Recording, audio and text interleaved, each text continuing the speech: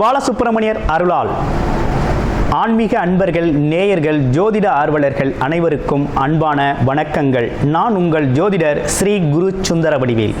இப்போ பார்த்தீங்கன்னாக்க ஏப்ரல் மாதத்திற்கான பலாபலன்கள் ஒவ்வொரு ராசிக்கும் எப்படி இருக்குது அப்படிங்கிறத, என்ன செய்யலாம், என்ன செய்யக்கூடாது, என்ன விதமான வழிபாடுகள் உகந்ததாக இருக்கும், நட்சத்திர பலன்கள்லாம் ஒவ்வொரு ராசியில் இருக்கக்கூடிய நட்சத்திரங்களுக்கும் சிறப்பு பலன்கள்லாம் எப்படி இருக்குது அப்படிங்கிறதை பற்றி விரிவாக தெளிவாக நம்ம இந்த வீடியோ மூலமாக நம்ம பார்க்க இருக்கிறோம்.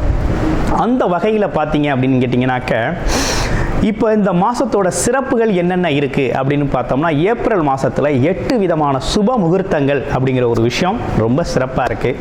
அடுத்து பார்த்துங்க, பங்குனி உத்திர திருநாள் வருது. அடுத்து பாருங்கள், தமிழ் புத்தாண்டு, அடுத்து அட்சய திதியை, அடுத்து குரு பூஜை, பெரிய வியாழன் அப்படின்னு சொல்லி பல்வேறு விதமான நிகழ்வுகள் அப்படிங்கிறது இந்த மாதத்தில் நிறையவே இருக்குது. அதையும் தாண்டி வாஸ்து நாள் அப்படிங்கிறதும் இந்த மாதத்தில் இருக்குது.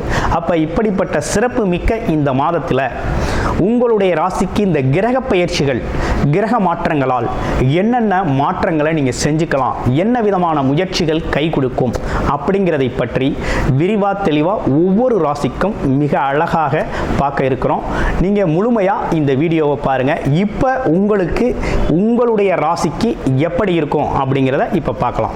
தனுசு ராசி காலச்சக்கரத்தின் 9வது ராசியான தனுசு ராசிக்கு எப்படி இருக்க போகுது அப்படின்னு பார்க்க போகிறோம். தனுசு ராசி அப்படின்னு எடுத்துக்கிட்டோம்னாலே என்னன்னா, ஒரு இலக்கை நோக்கி, லட்சியத்தை நோக்கி, தான் கொண்ட குறிக்கோளை நோக்கி பயணம் செய்யக்கூடிய ஒரு அமைப்பு அப்படிங்கிறது ரொம்ப சிறப்பாகவே இருக்குது.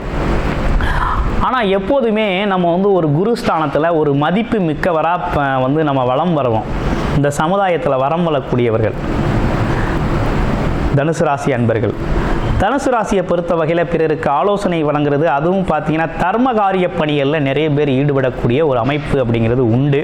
பிறருக்கு வழிகாட்டியாகவும் இருக்கக்கூடிய நல்ல அமைப்பு அப்படிங்கிறது ஆசிரியர், குரு, இப்படிப்பட்ட ஸ்தானங்களில் இருக்கிறது, மனநிலையில் அந்த ஸ்டேட், அந்த லெவலில் இருக்கிறது அப்படிங்கிறது ரொம்ப அற்புதமாக இருக்குது தனுசு ராசி அன்பர்களுக்கு. இதெல்லாம் ஏன் சொல்கிறோம் அப்படின்னா, தனுசு ராசி அன்பர்களோட ஜாதகம் அப்படிங்கிறது நம்ம நிறைய பார்த்துருக்கோம். நிறைய பேர் நமக்கு ஜாதகங்கள் நம்ம சேனல் வாயிலாக அனுப்பியிருக்கீங்க, நல்ல சப்போர்ட் செய்கிறீங்க. அந்த வகையில் பார்க்கையில் இப்போ உங்களுக்கு என்ன நடக்குது அப்படின்னா, ராசிநாதன் ஏப்ரல் மாதத்தில் எங்கே இருக்கிறார் அப்படின்னா 6ஆம் இடத்துல இருக்கிறார். 6ஆம் இடத்துல இருக்கக்கூடிய குரு பகவான், சுக்கிரன் பார்த்தீங்கன்னா 6க்கு அதிபதியாக இருக்கக்கூடிய சுக்கிரன் பார்த்தீங்கன்னா உங்கள் ராசியிலிருந்து பார்த்தோம் அப்படின்னா 4ஆம் இடத்துல உச்ச பலத்தில் இருக்கிறார். சுக்கிரன் உங்களுக்கு யார் அப்படின்னு எடுத்துக்கிட்டோம்னா, உங்கள் ராசியை பொறுத்த வகையில் சுக்கிரன் அப்படிங்கிறவர் 11க்குடையவராக இருக்கிறார், லாபாதிபதியாக இருக்கிறார், லாபத்தை தரக்கூடியவராக இருக்கிறார். அவரோட பரிவர்த்தனை யோகத்தை ஏற்படுத்துது. அப்போ 4ஆம் இடத்துல குரு பகவான் பரிவர்த்தனை யோகத்தை ஏற்படுத்தினா எப்படி இருக்கும் பார்த்துக்கங்க. நல்லா தான் இருக்குது, ஒன்றும் கவலைப்பட வேணாங்க. புத்தாண்டு ஒரு இனிமையான புத்தாண்டாக தமிழ் புத்தாண்டு உங்களுக்கு பிறக்குது. ஏன்னா குரு பயிற்சிக்கு பிறகு நேரடியாக குரு உங்களுடைய ராசியை பார்க்க போகிறார். ஆமாம், அதுவும் ரொம்ப அற்புதமாக இருக்குது. அப்போ இந்த காலகட்டத்தில் என்னென்னா, வண்டி வாகனம் சம்பந்தப்பட்ட விஷயங்களை மாற்றம் செஞ்சுக்கலாம். வீடு எதுவும் வாங்கணும்னா வாங்கிக்கலாம், இடம் வாங்கிக்கலாம்.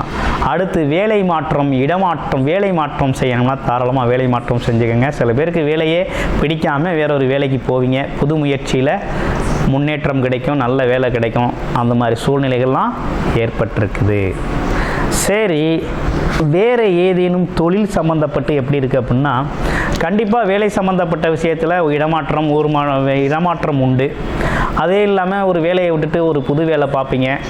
சில பேருக்கு பார்த்த வேலையிலே இருக்கிற டிபார்ட்மெண்ட் இல்லாமல் வேறொரு டிபார்ட்மெண்ட்டில் மாற்றி விடுவாங்க. ஆமாம், இந்த மாதிரி விஷயங்கள்லாம் நடக்கும். கொஞ்சம் கவனமாக பொறுமையாக செயல்படுங்க. அடுத்து தொழில் சார்ந்த விஷயம் எப்படி இருக்குது அப்படின்னா, 10ல் ஒரு பாவியாவது இருக்கணும், ஒரு பாம்பு கிரகமாவது இருந்தால் தான் நல்லாயிருக்கும். அந்த வகையில் இப்போ என்னென்னா, கேது பகவான் அமர்ந்திருக்கிறாரு, ஸ்ட்ராங்காக இருக்குது. தொழிலில் யாரும் உங்களை அடிச்சுக்க முடியாது.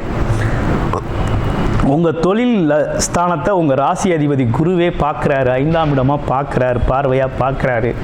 தாராளமாக உங்களுக்கு தொழில் ரொம்ப ஸ்ட்ராங்காக இருக்குங்க.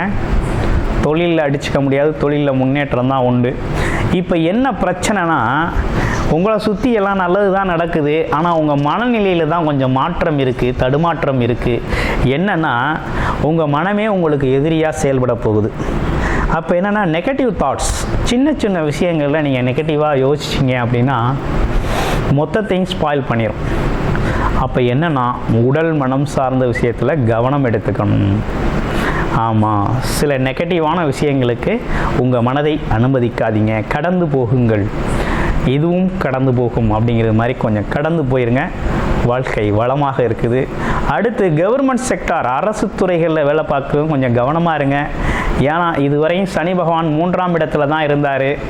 இப்போ அவர் 4ஆம் இடத்துல வந்து அர்த்தாஷ்டம சனியாக 4ஆம் இடத்துல வந்து அமர்றாரு.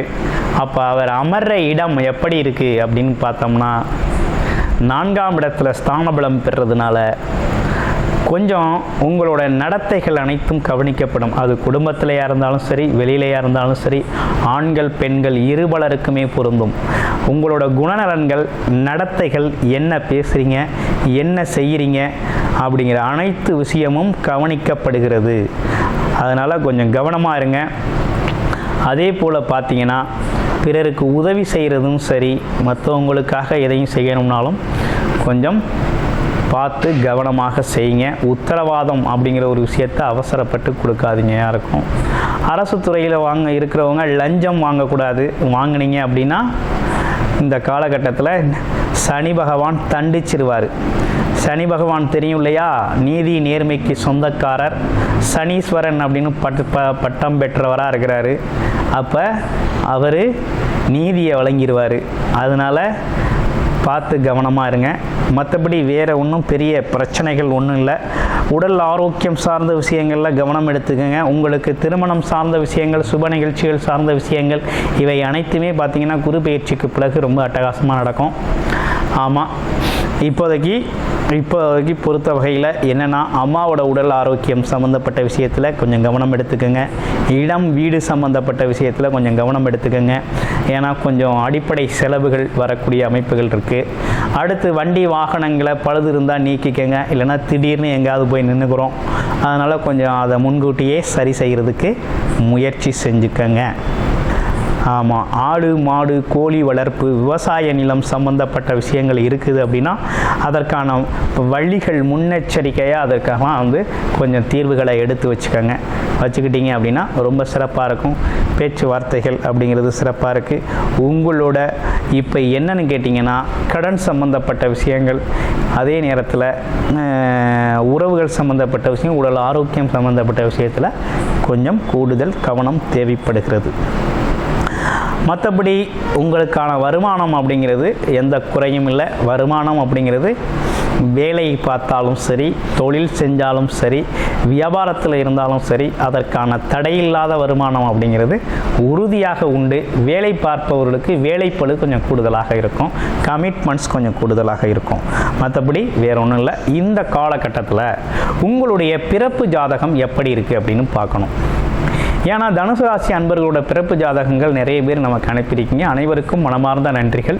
இப்போ என்னென்னு பார்த்தீங்கன்னா உங்களுடைய ராசி ஓகே, லக்கண அடிப்படையில் என்ன தசாபுத்தி அமைப்புகள் நடக்குது, இப்போ நம்ம சொல்லிக்கிட்டு இருந்த கோச்சார பலன்களில் எது இந்த காலகட்டத்தில் சாதகமாக இருக்குது, உங்களுடைய பிறப்பு ஜாதகத்தின் அடிப்படையில் இப்போ நடக்கிற கோச்சார அமைப்புகள் எது சாதகமாக இருக்குது பாதகமாக இருக்குது அப்படின்னு கம்பேர் பண்ணி பார்த்துக்கிட்டீங்க அப்படின்னா உங்களுடைய எது சார்ந்த முயற்சி வெற்றியடையும், எது சார்ந்த முயற்சிகளை கொஞ்சம் தள்ளி போடலாம், தாமதம் செய்யலாம், ஆமாம் அப்படிங்கிறதெல்லாம் ஒரு கிளாரிட்டி கிடைக்கும். அப்படின்னா என்னென்னா உங்களுடைய முழுமையான ஜாதகத்தை பார்க்கணுன்னு விருப்பப்பட்டீங்க அப்படின்னா டிஸ்பிளேயில் தர்ற நம்பருக்கு கால் பண்ணி உங்களுடைய அப்பாயின்மெண்ட் ஃபிக்ஸ் பண்ணிக்கிட்டு உங்களுடைய முழுமையான ஜாதகத்தை நீங்கள் பார்த்து தெரிந்து கொள்ள முடியும்.